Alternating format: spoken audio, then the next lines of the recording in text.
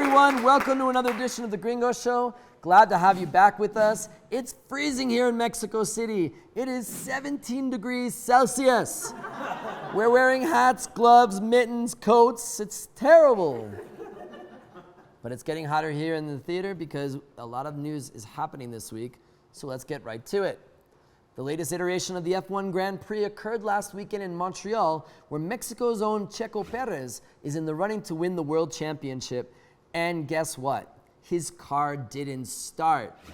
This prompted many owners of old Vochos to say, "Yep, I know how you feel."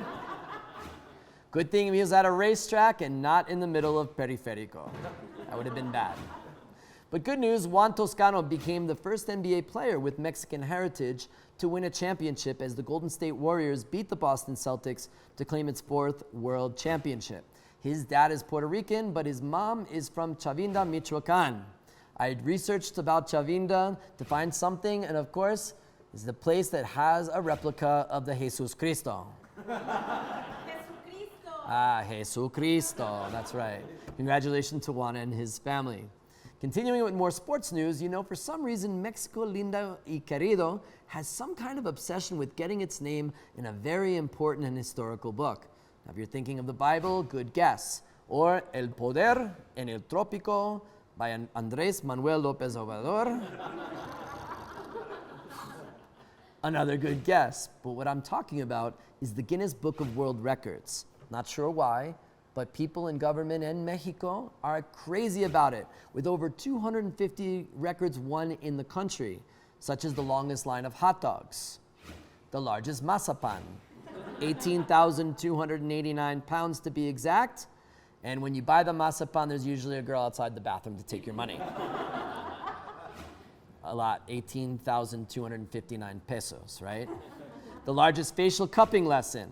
And if you don't know what facial cupping is, neither do I. But they won it. The largest bead mosaic, and now the largest boxing lesson. 14,299 people attended the class held last weekend in the Zocalo wearing red, white, and green t-shirts. It was run by the Sports Institute and probably cost just as much as if the city decided to fill its potholes. Priorities. Good job. You're in the Guinness Book of World Records, a book that I don't think anybody reads. Oh, look, honey. France has the record for largest piece of celery. Oh, how interesting, Herman. FIFA announced the 16 venues that will be hosting the 2026 World Cup to be held in the US, Mexico, and Canada. And Mexico's selected cities, to no one's surprise, were Tapachula, Villahermosa, and Tampico. Nah, I'm just kidding. In Mexico City, Guadalajara, and Monterrey. The city of León was upset. They were like, "Hey, we make good shoes." It's great that we're planning this far in advance, but with climate change, war, and the fourth transformation, who knows if we're gonna get there. In political news, Gustavo Petro became the first leftist to be elected president of Colombia over the weekend after a runoff with the far-right candidate Rodolfo Hernandez. Also, Francia Marquez became the first Afro-Colombian to win the vice presidency. Of course, AMLO was ecstatic. Por el triunfo de Gustavo Petro. No lo puedo ocultar. Estoy muy contento. Tengo otro amigo en Latam. Continuing the move to the left for a number of Latin American countries. In Mexico, Chancellor Marcelo Ebrard launched his 2024 campaign last week, but because in Mexico you are not allowed to officially run until 90 days before the election, he is just campaigning to win support of the majority of the Morena party members to win the nomination. He's like, tallest man wins, tallest man wins. With AMLO's popularity ratings in the high 50s, many are expecting that the winner of the nomination will eventually become president in the general election in 2024. The heat wave that is breaking temperatures in the U.S. is also affecting the northern border states in Mexico, especially in Nuevo León, where temperatures have been reaching over 40 degrees for the past month and instigating a major drought which has moved the state into a major emergency. The city of Monterrey is only allowing its residents to use water from 4 a.m. until 10 a.m. daily. So when a video was captured of a guy washing his Porsche, the governor, Samuel Garcia, decided to write this tweet. Good afternoon, all from Nuevo Leon, except the inconsiderate guy with the Porsche. Then he said another tweet. Hey, Sally on Avenida Cuauhtémoc, how long of a shower did you take, huh? The water supply situation was made worse after authorities uncovered a large leak in the aqueduct of the El Cochillo Dam. Maybe someone just stabbed the dam with a big knife. Who knows? El Cuchillo. Citizens, although it rained this week, citizens are hoping for rain soon to alleviate the crisis.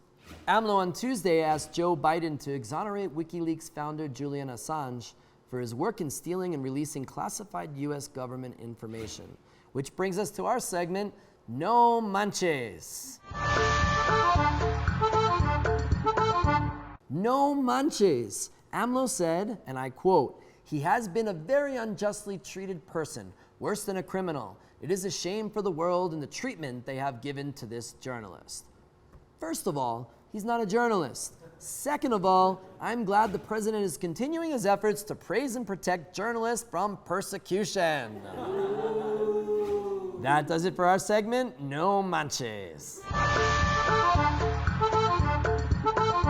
If you're a dad and you happen to be in the city of Torreon last weekend, well, you could have been in luck.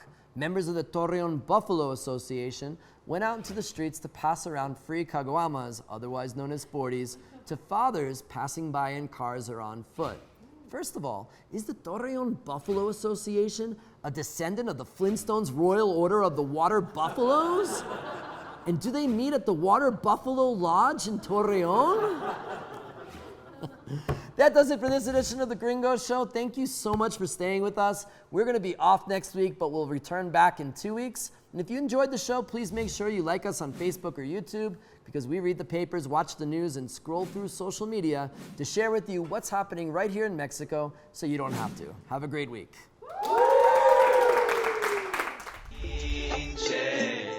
Gringo, Mexico is laughing thanks to you.